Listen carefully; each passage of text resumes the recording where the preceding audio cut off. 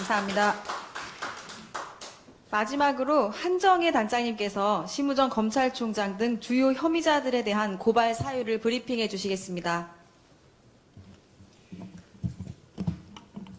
네, 반갑습니다. 심우정 검찰총장 자녀 특혜 채용비리 진상조사단 단장을 맡았던 국회의원 한정혜입니다.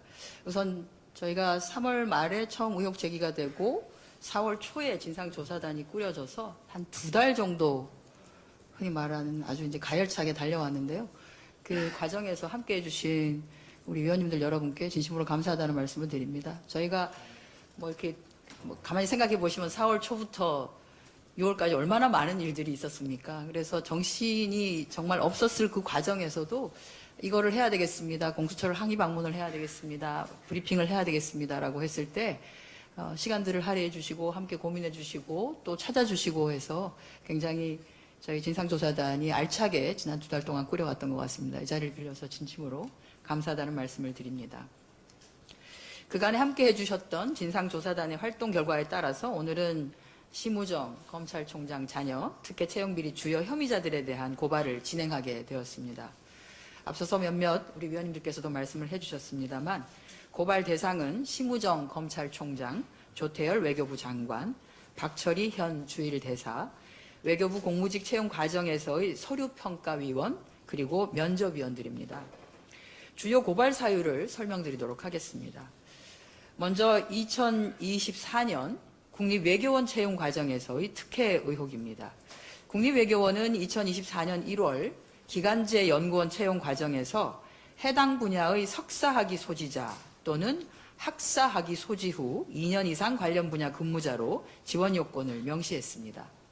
그러나 심 총장 자녀는 당시 석사학위 취득 예정자로 자격을 갖추지 못했는데도 최종 합격했습니다.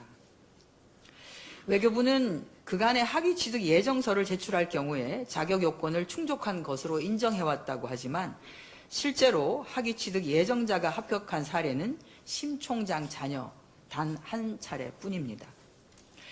이에 대해서 외교부는 채용 공고문상 또 자격 요건 판단 기준일이 명시되지 않아서 채용 절차를 위반한 것이 아니라고 추가적으로 주장하고 있습니다만 외교부는 그간 자격 요건 판단 기준일을 공고일이 아닌 경우에는 채용 공고 마감일 또는 원서 접수 마감일 등을 명시해 왔습니다. 따라서 심 총장 자녀 채용권과 같이 별도의 기준일이 없다면 공고 마감일 또는 원서 접수 마감일을 기준으로 자격 충족 여건을 판단했어야 함에도 심 총장 자녀에게만 특별한 기준을 적용한 것입니다. 다음으로는 2025년 2월 외교부의 연구원 채용 과정에서의 특혜 정황도 다수 발견되었습니다. 첫째는 지원 자격 변경을 통한 특혜 제공 의혹입니다. 외교부는 2025년 1월 연구원 나급을 채용하면서 지원 요건을 경제 관련 분야 석사학위 소지자로 해당 분야 실무 경력 2년 이상인 자로 명시하였습니다. 그러나 지원 자격 요건을 충족하여 최종 면접까지 마친 응시자를 불합격시키고 심 총장 자녀의 전공인 국제정치 분야로 응시 자격을 바꾸어서 재공고하였습니다. 지원자가 부족했기 때문에 전공 분야를 변경했다고 하지만 선례를 보면 기한을 연장한 사례는 많지만 전공 분야 자체를 변경한 사례는 없었습니다. 둘째, 경력 인정 과정도 특혜 의혹이 있습니다. 외교부는 인사혁신처에서 대통령실 경호처와 국립통합위원회로 파견된 공무원들이 포함된 서류심사위원회의 결정으로 심 총장 자녀의 무급 인턴, 단순 경험 등을 실무 경력으로 인정했습니다.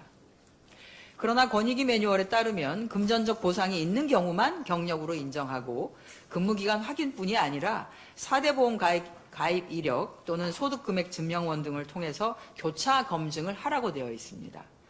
하지만 외교부는 서울대학교에 진위 확인을 위한 공문만을 발송하는 등 심 총장 자녀의 실무 경력을 의도적으로 확인하지 않은 것으로 의심됩니다.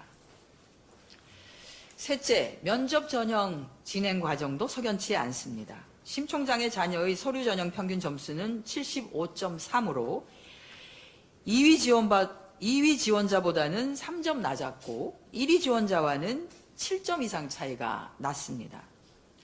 하지만 3인의 면접위원 중에서 2명이 심 총장 자녀에게 만점을 부여해서 서류 전형 1위였던 지원자는 면접 3위로 탈락해버렸고 심 총장 자녀는 면접에서 1위를 해 최종 합격했습니다. 더군다나 채용 공고의 2차 필기 및 면접 전형은 필기 50%, 면접 50% 비중으로 성적을 산정한다고 명시해놓고도 실제로는 면접만으로 합격자를 결정했습니다. 결론적으로 국립외교원 채용 당시 국립외교원장이었고 심 총장 자녀의 대학원 교수였던 박철희 주일대사가 직권을 남용해 채용상의 특혜를 제공했는지, 외교부 채용 과정에서 심우정 검찰총장과 외교부 장관 간의 공모관계가 있었는지 여부에 대한 수사가 필요합니다. 또한 권익위 매뉴얼을 위반해가면서 실무 경력을 인정한 서류평가위원과 면접 과정에서 특혜를 부여한 면접위원들에 대한 수사도 필요합니다. 수사 과정에서 이러한 불법적인 채용 비리에 적극 조력한 여타의 관련자들 역시 드러날 것으로 판단됩니다. 오늘 심우정 검찰총장 등에 대한 고발이 윤석열 정부 하에서 무너진 공정 그리고 정의를 바로 세우는 출발점이 되기를 기대합니다. 고맙습니다.